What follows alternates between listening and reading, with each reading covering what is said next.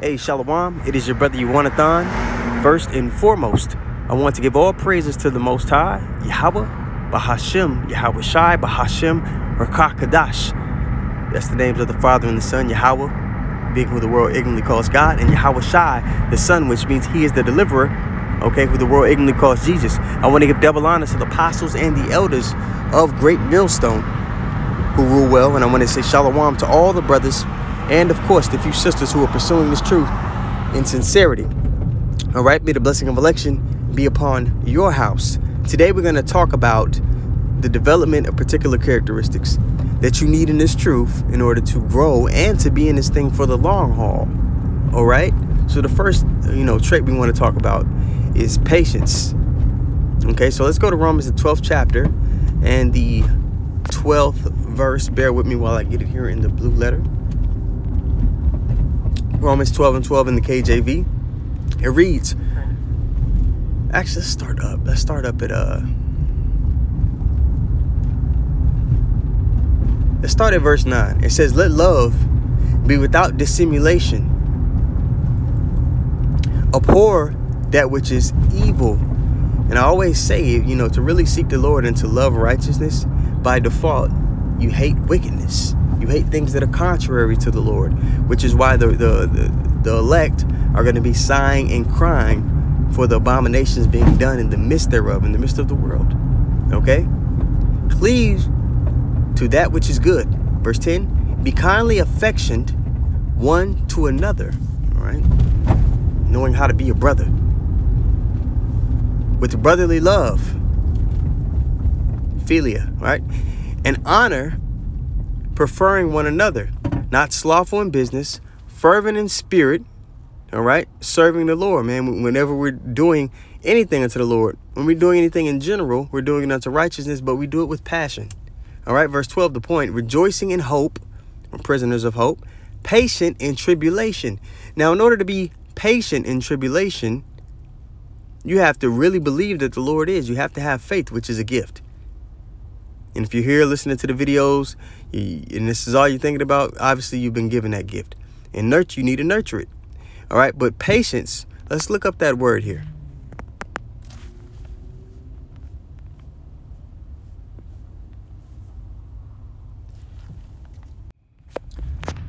All right. And the word you get is hupameneo. I believe I'm saying that correct. Hupameneo. All right. And it means to remain, to tarry behind, not recede or flee, to preserve under misfortunes and trials, to hold fast to one's faith, to endure, bear bravely and calmly ill treatments. So basically suffering, to endure the suffering.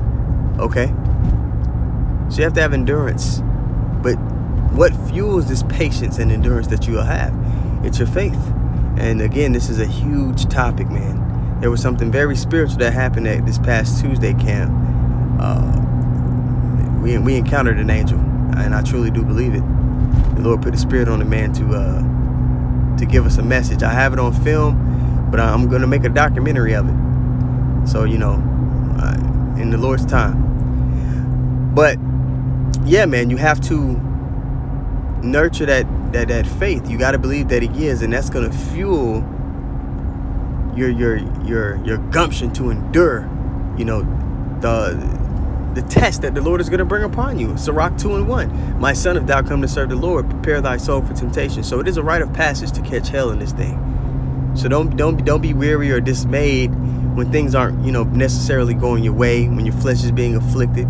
It is a part of the walk, and it's to build up your spirit, not the physical man, but the inward man. You see. And in the midst of that, you're supposed to cleave unto the Lord even more. All right. Let's also go to Galatians 6:9. All right. And that reads, and let us not be weary in well-doing. Regardless of what's going on with you, man, what trials you may be going through, just keep in mind, in the forefront of your mind, that your initiative and your direction is to keep going and to keep pushing in the well-doing. All right.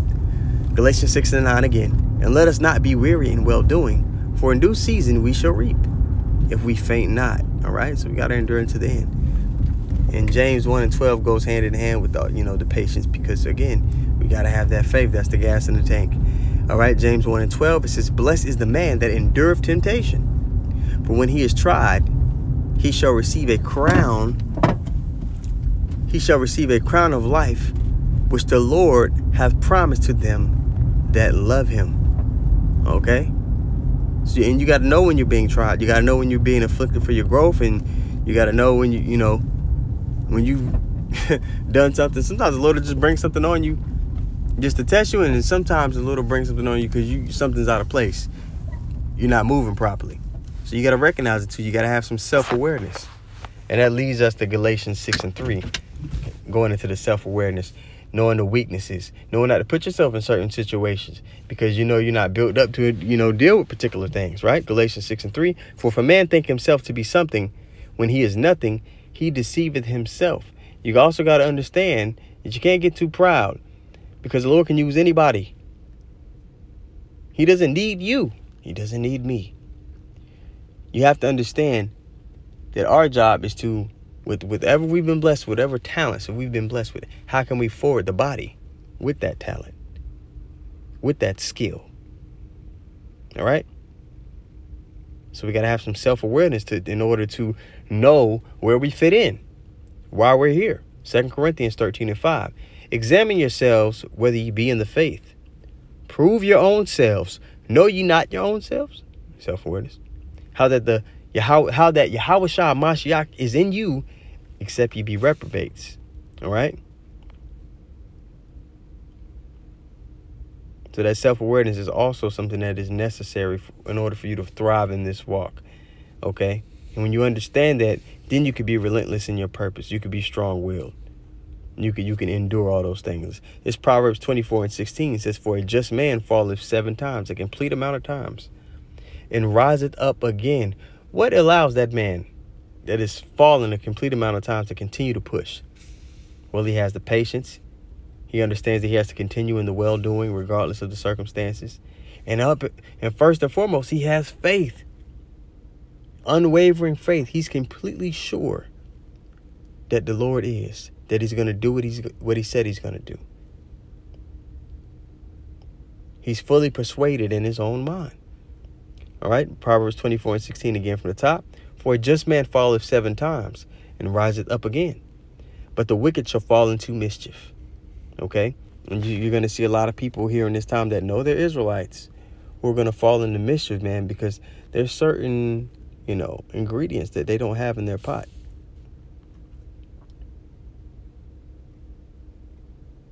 All right. And this is why it's so important to study to show thyself approved. Let's actually get that.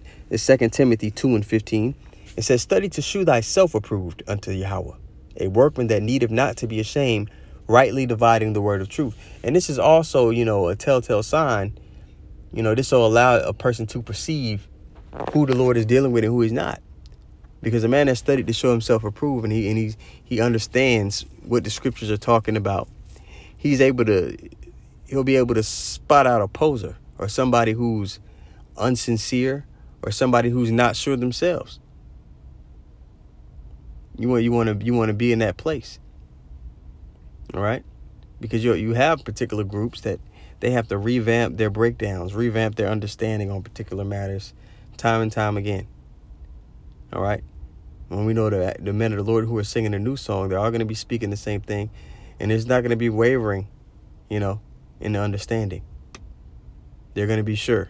All right. Proverbs 3:26. For the Lord shall be thy confidence and shall keep thy foot from being taken. All right. So before we leave off, I want to look up that word master or mastery. The word master on Edom Online, you get a man having control or authority over a place, a teacher or tutor of children. All right. But to become a master in these things, there's a certain formula, there's a certain routine, there's certain characteristics you have to nurture. And we've been going over some of those. All right. And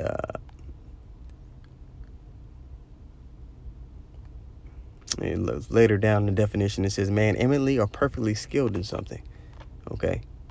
And I made a lesson earlier, maybe a couple days ago, talking about, enjoying or relishing in every step of our walk. Relishing in your milk stage, relishing your growth. Don't try to fast forward your growth. Get to fully understand, everything step by step. And a lot of that understanding is going to come by way of experiences, because as we know, many people can know precepts, but they don't understand how to apply those precepts to their life because they haven't been tried. They haven't been tested in particular fashions, so they haven't had the opportunity to put that understanding that they've learned to the test, so they don't understand the fullness of it. Okay? So, with that being said, I think I'll leave it there. I think the point was made. Those were a few characteristics that we went over. I think I'll go over some more later. But Lord willing, it was edifying and you got something from it. I want to give all praises once more to Yahweh, Bahashem, Yahweh Shai, Bahashem, Rekah Kadash. I want to give double honors to the apostles and the elders of Great Millstone. I want to say shalom to all the brothers and, of course, the few sisters who are pursuing this truth in sincerity. All right. May the blessing of election be upon your house. Shalom.